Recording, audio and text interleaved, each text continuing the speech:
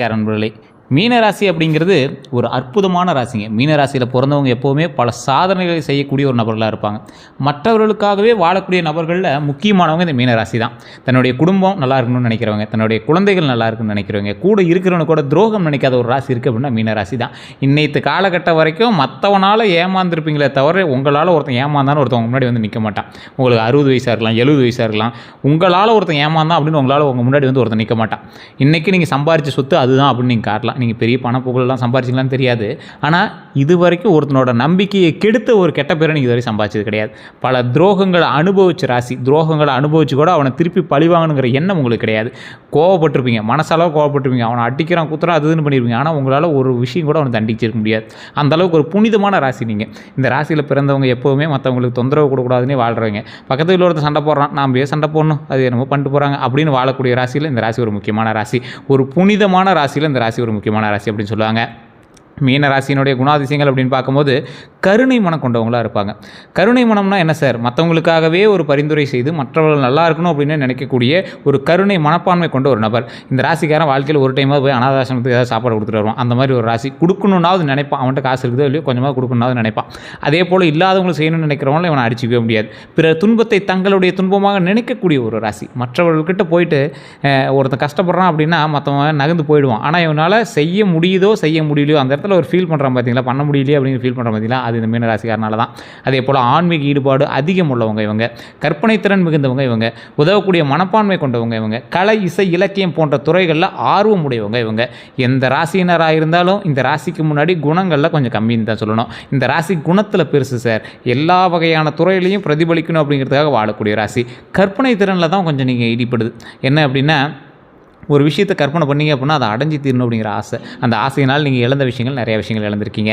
அதே போல் சின்ன சின்ன ஒவ்வொரு மேட்டருக்காக நீங்கள் வந்து ரொம்ப கற்பனை திறனை அதிகப்படுத்திக்கிட்டு அது மாதிரி பண்ணும், இது மாதிரி பண்ணும், அவனை மாதிரி பண்ணும், இவனை மாதிரி பண்ணும் அப்படின்னு உங்களுடைய ஆவல் சில நேரத்தில் ரொம்ப ஓவர் எஸ்டாப்ளிஷன் ஆகி அதனால் பிரச்சனைகளில் போய் கடனில் மாட்டின விஷயங்கள் கொஞ்சம் அதிகமாகவே இருக்கும். இந்த ராசிக்காரர்கள் இன்றைக்கும் சின்ன சின்ன கடனில் இருப்பீங்க. ஒரு இஎம்ஐ கட்டுற அளவுக்காவது ஒரு கடனாவது உங்கள்கிட்ட இருக்கும். அந்த கடன்களும் தீரணும் அப்படின்னு ரொம்ப நாளாக ஆசைப்பட்டுட்டே இருப்பீங்க. எங்கே சார் வரவுக்கும் செலவுக்குமே சரியாக இருக்குது அப்படிங்கிற காலகட்டத்தில் தான் நீங்கள் வந்து சுழன்று இருப்பீங்க. இனி வரக்கூடிய காலகட்டம் ஓரளவுக்கு பரவாயில்ல அப்படின்னே சொல்லலாம். இந்த ராசியை பொறுத்த வரைக்கும் பலம் அப்படின்னா இரக்க குணம். அதே போல் நுண்ணுணர்வு வந்து ஒரு விஷயத்தை முன்னாடியே நாம் தெரிஞ்சுக்கிட்டு அதுக்கு தகுந்த மாதிரி ரியாக்ட் பண்ணுவோம். ஆனால் அவன் ஈஸியாக நீங்கள் நடிப்புன்ட்டு போயிடுவான். சார் நீங்கள் நடிக்கிறீங்க சார் அப்படின்ட்டு போயிடுவான். இது நிறைய பேர் நீங்கள் வந்து காதல் கேட்டிருப்பீங்க. இது உண்மையாக இல்லையான்னு மட்டும் மறக்காமல் சொல்லுங்கள். அதே மாதிரி படைப்பாற்றல். உங்களால் க்ரியேட்டிவ் திறன்ஸ் அதிகமாக இருக்கும். நீங்கள் அதிகமாக ஃபிசிக்கல் வேலையோ ஒரு விஷயத்தை வந்து க்ரியேட் பண்ணுற வேலையோ ஐடியாலஜி வேலையோ தான் கொடுப்பீங்க. நீங்கள் உடல் உழைப்பு வந்து கொஞ்சம் கம்மியாக தான் இருக்கும். ஐடியாலஜி வேலை தான் உங்களுக்கு கொஞ்சம் அதிகமாக இருக்கும். தெய்வ நம்பிக்கை அதிகம் உங்களுக்கு. நீங்கள் நினைக்கிற அளவுக்கு தெய்வமும் உங்களுக்கு துணை இருக்கிறது தான் இதில் ஒரு ஹைலைட்டான விஷயம். நீங்கள் எந்த அளவுக்கு நம்புறீங்களோ அந்த அளவுக்கு என் மகன் போல நான் வந்து பாவிக்கிறேன் அப்படின்னு கடவுள் வந்து உங்களுக்கு உறுதுணையாக இருக்குது. அதே போல் உறவுகளை மதிக்கக்கூடிய குணம். உறவுகளை மதிக்கக்கூடிய குணம் அப்படின்னா உறவுகளுக்கு ஒரு ஈக்குவலான அந்தஸ்து கொடுத்து ஒருத்தர் வந்தாங்க அப்படின்னா வாங்க வாங்க உட்காருங்க அப்படின்னு எவ்வளோ பெரிய ஆனாலும் அவங்களுக்கு வந்து மரியாதை கொடுத்து வணங்கக்கூடிய ஒரு விஷயம் இருக்குது பார்த்தீங்களா, அதுதான் ஒரு மிகப்பெரிய விஷயம் அப்படின்னு சொல்லுவாங்க. பலவீனம் அப்படின்னா எளிதில் நம்பிடுவது. ஒரு விஷயத்தை எளிதில் நம்பிடுவாங்க. உணர்ச்சி வசப்படுறது. ஒரு விஷயத்தை பார்த்து ஈஸியாக உணர்ச்சி வசப்பட்டுருவாங்க. முடிவெடுக்க தாமதிப்பது. முடிவெடுக்கிறதுக்கு தாமதம் அப்படின்னா இந்த ராசிக்காரரை பொறுத்த வரைக்கும் முடிவெடுக்கிறதுக்கு சின்ன சின்ன தாமதங்கள் இருக்கத்தான் செய்யும். அது ஒரு பலவீனமாக மாறுறதுக்கான காரணம் இவன் வந்து லேட் முடிவு எடுக்கிறான், அப்போ பொய் சொல்கிறான், யோசித்து சொல்கிறான் அப்படிங்கிற மாதிரி சொல்லுவாங்கள்ல, அந்த மாதிரி சில விஷயங்கள். பிறரால் ஏமாற்றப்பட வாய்ப்புகள் அதிகம். உங்களை வந்து ஈஸியாக ஏமாற்றிடுவாங்க. இதுதான் உங்களோட பலவீனம். உங்களை தூரத்தில் இருக்கிறவங்க ஏமாத்தலாம் அவசியம் இல்லை. பக்கத்தில் உங்கள் கூட இருக்கிறவங்களும் உங்களை நிறைய விஷயத்தில் ஏமாற்றிருக்காங்க. எக்ஸாம்பிள் உங்களோட குடும்பம்னு சொல்லிட்டு போயிடலாம், நட்புன்னு சொல்லிட்டு போயிடலாம். அவ்வளோதான், ஈஸியாக உங்களை வந்து சொல்லிட்டு போயிடலாம். அந்தளவுக்கு பல கஷ்டங்களையும் ஏமாற்றங்களையும் துரோகங்களையும் சந்தித்த ராசி இந்த மீனராசி. தமிழ் புத்தாண்டு முதல்ல இருந்து நீங்கள் ரொம்ப எதிர்பார்த்துட்டு இருந்த ஒரு விஷயம், நிறைய விஷயம் எதிர்பார்த்துருந்தீங்க. ஆனால் மீனராசிக்காரர்களுக்கும் ஒரு விஷயம் நடக்கும்ல, புதிய வாய்ப்புகள் உருவாகலாம். புதிய வாய்ப்புகள் அப்படின்னா அந்த புதிய வாய்ப்புங்கிறது எப்படி இருக்கும் அப்படின்னா வாழ்க்கையில் நிறைய புதிய விஷயங்களை நீங்கள் வந்து அணுகுமுறையின் மூலமாக அனுபவிக்கக்கூடிய ஒரு விஷயமா இருக்கும். பணவரவு மெதுவாக உயரலாம். பணவரவு கொஞ்சம் கொஞ்சமாக மெதுவாக உயரக்கூடிய ஒரு விஷயமா இருக்கும். குடும்பத்தில் மகிழ்ச்சியான நிகழ்வுகள் ஏற்படும். அந்த மகிழ்ச்சியான நிகழ்வுகள்னால உங்களுடைய குடும்பம் மட்டும் இல்லாது நீங்களும் மிகவும் சந்தோஷப்படக்கூடிய ஒரு நபர்களாக இருப்பீங்க. தொழில் மற்றும் வியாபாரத்தில் முன்னேற்றம் கிடைக்கிறதுக்கான வாய்ப்புகள் 100% அதிகமாகவே இருக்குது. ஆன்மீக ஈடுபாடு அதிகரிக்கக்கூடிய ஒரு காலகட்டமாக இந்த காலகட்டம் இருக்குதுங்க. அதே போல் குரு பயிற்சி பலன் அப்படின்னா குரு பகவான் வந்து பாரம்பரிய ஜோதிட நம்பிக்கைகளின்படி பணவரவை மேம்படக்கூடிய ஒரு வாய்ப்புகளை ஏற்படுத்தி கொடுக்குறார். குரு பயிற்சியிலேருந்து தான் மீனராசி ஓரளவுக்கு பரவாயில்ல சார்பாங்க. மீனராசி கொஞ்சம் டல்லு தான் சார்னு ஒரு சொல்லியிருப்பான். ஆனால் உங்களுடைய ஜாதக கட்டம் தான் அதில் சொல்லும் குரு பயிற்சி உங்களுக்கு எந்த அளவுக்கு வேல்யூவாக இருக்குது அப்படின்னு. ஏன்னா குருவின் முறை பார்வை உங்களுக்கு எந்த பக்கம் இருக்குது, எதை பார்த்து இருக்குது, எந்த இடத்துல அமைஞ்சிருக்கு அப்படிங்கிறத போல தான் கால்குலேட் பண்ணோம். அப்படி பார்க்கும்போது உங்களுடைய பிறந்த தேதி, பிறந்த நேரம், பிறந்த ஊர் இதை நீங்கள் வந்து கால்குலேட் பண்ணுங்கள். பக்கத்தில் இருக்கக்கூடிய ஜோதிடர்கிட்ட கொடுங்க, கரெக்டாக சொல்கிறாங்களான்னு பாருங்கள். இல்லை சார் கொஞ்சம் சூட்டபுள் ஆகலை, கொஞ்சம் செட் ஆகலை அப்படிங்கிற பட்சத்தில் உங்களுக்கு அது செட் ஆகலை அப்படிங்கிற பட்சத்தில் வேணால் கீழே ஒரு நம்பர் கொடுத்துருக்கும், பிரபல ஜோதிடர் நம்பர். இதை நீங்கள் ப்ரமோஷனாக நினச்சாலும் சரி, அட்வர்டைஸ்மெண்ட்டாக நினச்சாலும் சரி, அது உங்களுடைய விருப்பம். அதில் நீங்கள் ஃபோன் பண்ணிங்க அப்படின்னாலும் அப்பாயின்மெண்ட் பேசிஸில் மட்டும்தான் உங்களுக்கு வந்து ஜோதிடம் பார்ப்பாங்க. உங்களுக்கு விருப்பம் இருக்கும் பட்சத்தில் மட்டும் நீங்கள் வந்து ஃபோன் பண்ணி நீங்கள் வந்து உங்களோட டவுட்ஸை கிளியர் பண்ணிக்கலாம். அதே போல் இந்த ராசிக்காரர்கள்லாம் நிறைய பேர் வெயிட் பண்ணியிருக்காங்க. மீன ராசிக்காரெலாம் ஒரு எக்கச்சக்கம் எங்களுக்கு தெரிஞ்சு அதிகமாக கேட்டவங்க மீன ராசியாக தான் இருப்பாங்க. ஸோ இந்த ராசிக்காரர்களுக்கு அடிக்கடி அந்த ஜோதிடத்தை கேட்கணும் அப்படின்னு ஆசை. அடுத்து நான் இதை பண்ணணும், அடுத்து இதை பண்ணது கேட்டு பண்ணிக்கலாம் அப்படிங்கிற மாதிரி இருப்பீங்க. ஏன்னா தெய்வீக நம்பிக்கைகளும் ஜோதிட நம்பிக்கைகளும் அதிகம். அந்தளவுக்கு உங்களுக்கு அது கரெக்டாக வேலை செய்யுது. நீங்கள் நிறையா ஜோதிடர்களை பார்த்துருப்பீங்க, நிறைய இடத்துல நீங்கள் சொல்லியும் உங்களுக்கு ஆமாம் சார் இது கரெக்டாக மேட்ச் ஆகுது சார் அப்படிங்கிற மாதிரி சொல்லியிருப்பீங்க. ஏன்னா இது ஜோதிட ரீதியாகவே மீனராசி ஈஸியாக கால்குலேட் பண்ணிடலாம். அதை கூட ஒருத்தர் உங்கள் லோக்கலில் சரியாக சொல்ல முடியல அப்படிங்கிற பட்சத்தில் நீங்கள் இதை வந்து நீங்கள் ஃபாலோ பண்ணிட்டு நீங்கள் ஃபோன் பண்ணி பேசி தெரிஞ்சுக்கலாம். அதே போல் இது வந்து ஒரு விவிஐபி ஜோதிடர் வெயிட் பண்ணி தான் பண்ணுற மாதிரி இருக்கும். வெளிநாட்டில் இருந்து பார்க்குறீங்க அப்படின்னா வாட்ஸ்அப் மூலமாக நீங்கள் வந்து தொடர்பு கொள்ளலாம். கொஞ்சம் பொறுமையாக நிதானமாக வெயிட் பண்ணி பார்த்தீங்க அப்படின்னா இன்னும் கொஞ்சம் கிளாரிஃபையாக இருக்குங்க. அதே போல் இந்த ராசிக்காரர்களுக்கு குழந்தை தொடர்பான நல்ல செய்திகள் வந்தடையும். குடும்பத்தில் ஒற்றுமை ஓங்குங்க. அந்த குடும்பத்தில் நடக்கக்கூடிய ஒற்றுமை தான் உங்களுக்கு ப்ளஸ் பாயிண்ட் அப்படின்னே சொல்லலாம். கிடைக்கக்கூடிய நன்மைகள் அப்படின்னு பார்த்தா புதிய வேலைவாய்ப்பு உண்டுங்க. புதிய வேலைவாய்ப்பு அப்படின்னா புதிய ஒரு வேலைவாய்ப்பு. அந்த வேலைவாய்ப்பு வந்து நீங்கள் ஏற்கனவே பண்ணிட்டு இருந்த துறையாகவும் இருக்கலாம், அல்லது புதுசாக ஒரு துறையாகவும் இருக்கலாம். பதவி உயர்வு, நீங்கள் செஞ்சிட்டு இருந்த வேலையில் ஒரு ஸ்டெப் நீங்கள் எடுத்து வச்சாலும் அது வந்து பதவி உயர்வு தான். ஓரளவுக்கு லாபம் கிடைக்குது அப்படின்னாலும் அது பதவி உயர்வு தான். நிலம், வீடு, சொத்து தொடர்பான முன்னேற்றங்கள் எல்லாமே உண்டுங்க. நிலம், வீடு, சொத்து இந்த மாதிரி விஷயங்கள்லாம் எல்லாம் வந்து பார்த்திங்கன்னா மேன்மைக்கு வரத்துக்கு அதிக ஒரு முன்னேற்றமான சில விஷயங்களும் உண்டு. அந்த இடத்துல என்ன அப்படின்னா இன்றைக்கி நீங்கள் வீடு சொத்து எல்லாம் வாங்குறீங்க அப்படின்னா கடன் வாங்கி கூட இன்றைக்கி இந்த காலத்தில் நீங்கள் வாங்கி வச்சிடலாம். ஆனால் அதை வந்து கடனை கொஞ்சம் கொஞ்சமாக நீங்கள் வந்து அடைச்சிட்டு வந்துடலாம். அந்த மாதிரி தான் அமையும். நீங்கள் வாங்கக்கூடிய கடன் வந்து பார்த்திங்கன்னா ஒரு சேவிங்ஸுக்கான கடனாக தான் அமையுமே தவிர உங்களுக்கு ஒன்றும் உபயோகம் இல்லாத கடன்லாம் கிடையாது. அதே மாதிரி புதிய முதலீட்டுக்கான வாய்ப்பு, ஒரு விஷயத்தில் வந்து முதலீடு பண்ணுறீங்க அப்படின்னா அதன் மூலமாக நல்ல வாய்ப்புகள் உண்டாகக்கூடிய ஒரு காலகட்டமாக அமைதுங்க. குரு பயிற்சியில் செய்ய வேண்டிய அப்படின்னு பார்த்திங்கன்னா பெரியவங்க கிட்ட வந்து பார்த்திங்கன்னா ஆசீர்வாதம் பெறுது. பெரியவங்க கிட்ட ஆசீர்வாதம் வாங்குறது வந்து பார்த்திங்கன்னா மிகப்பெரிய ஒரு நன்மையாக முடியுது. இந்த குரு பயிற்சியில் நிறைய பேர் குருவுக்கு பண்ணணும் அது பண்ணணும் எல்லாமே பண்ணுறீங்க. ஃபஸ்ட்டு உங்களுடைய பெற்றவங்கிட்ட ஆசீர்வாதம் வாங்க. பெற்றவங்ககிட்ட டெய்லி ஆசீர்வாதம் வாங்குறீங்களோ, இல்லை வாரத்தில் ஒரு டைம் ஆசீர்வாதம் வாங்குறீங்களோ, இல்லை இந்த மாதத்தில் ஒரு டைம் வாங்குறீங்களோ, இல்லை இந்த வருஷத்தில் அடுத்த குரு பயிற்சிக்குள்ளேயே நீங்கள் வாங்குறீங்களோ, இந்த குரு பயிற்சியினால் மிகப்பெரிய யோகம் உண்டாகக்கூடிய ராசியில் மீன ராசியும் ஒருவராக வர வேண்டும் என்றால், உங்கள் ஜாதகம் அதில் இருக்க வேண்டும் என்றால் பெரியவர்களுடைய ஆசி வேணும். கல்வி மற்றும் அறிவு வளர்ச்சியில் கவனமாக இருங்க. ஸோ கல்வி, அறிவு இது ரெண்டுக்கும் ஒன்றும் வேறையா அப்படிலாம் நினைக்காதீங்க. நீங்கள் கற்றுக்கூடிய எந்த விஷயமா இருந்தாலும் அது அறிவு சாரும். நீங்கள் கற்கக்கூடிய புத்தகத்திலேருந்து நீங்கள் செய்யக்கூடிய தொழில் வரைக்கும் அது ஒரு வகையான கல்வி தான். இது ரெண்டுத்துலேயும் கவனமாக இருங்க. அதோட வளர்ச்சியில் கவனமாக இருங்க. சேமிப்பு பழக்கத்தை வளர்த்துக்கோங்க. சேமிப்பில் கொஞ்சம் அதிக பழக்க வழக்கத்தை வளர்த்திக்கோங்க. தான தர்மங்களில் ஈடுபடுறதில் கொஞ்சம் பார்த்து நிதானமாக பொறுமையாக பண்ணிங்க அப்படின்னா மிகப்பெரிய ஈடுபாடுகள் உண்டு. ஆன்மீக வழிபாடு எப்போவுமே தேவை. ஆன்மீக வழிபாட்டின் மூலமாக பல நன்மைகள் உண்டு. அதை மட்டும் நீங்கள் கொஞ்சம் பார்த்து பண்ணிங்க அப்படின்னா போதுமானது.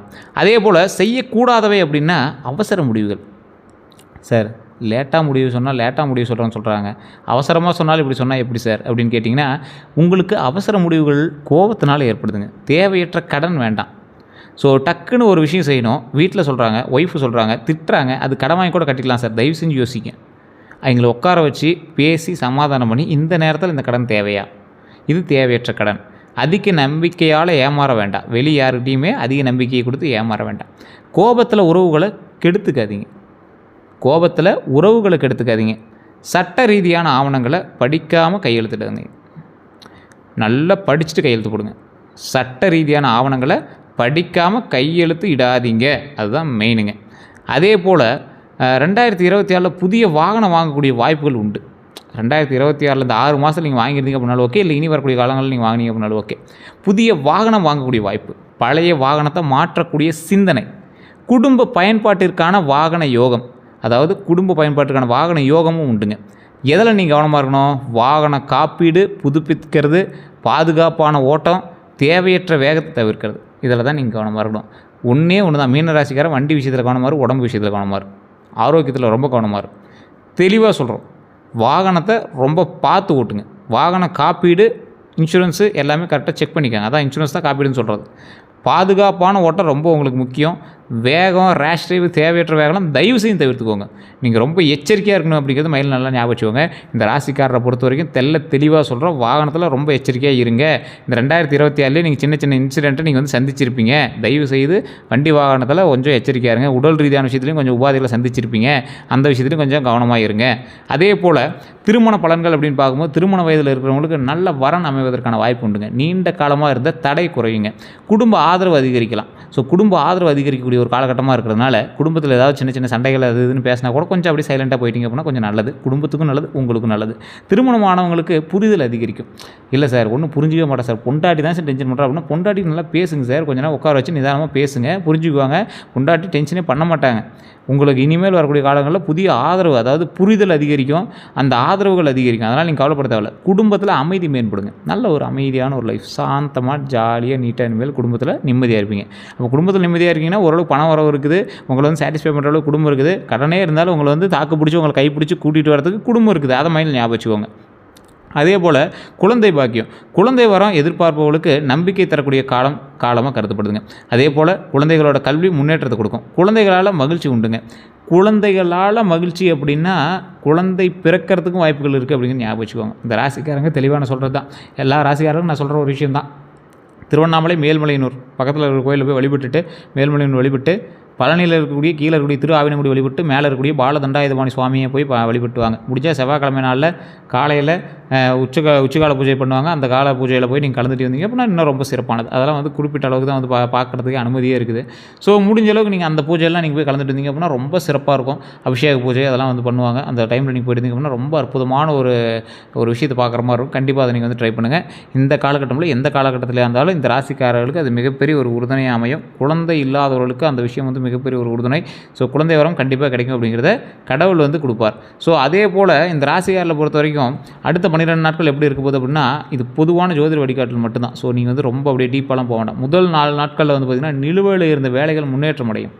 நல்ல தகவல்கள் கிடைக்கக்கூடிய ஒரு காலகட்டமாக மாறுதுங்க. அடுத்த 4 நாட்கள் வந்து பார்த்திங்கன்னா செலவுகளில் கவனம் தேவை, உடல் நலத்தில் அக்கறை தேவை. கடைசி 4 நாட்கள் பார்த்திங்கன்னா நண்பர்கள் மூலமாக உதவி உண்டு, புதிய வாய்ப்புகள் உண்டுங்க. ஸோ இந்த 4 நாளும், அதாவது இந்த 12 நாளும் ஒரு அற்புதமான காலகட்டம் உங்களுக்கு. ஸோ ஃபஸ்ட்டு 4 நாளில் தடைப்பட்ட காரியங்கள் செயல்படுது, நல்ல தகவல்கள் கிடைக்குது. அடுத்த 4 நாளில் செலவுகளில் கவனமாக இருக்கணும், உடல் நலத்தில் அக்கறையாக இருக்கணும். அடுத்த 4 நாளில் நண்பர்கள் மூலமாக உதவி உண்டு, புதிய வாய்ப்பு உண்டு.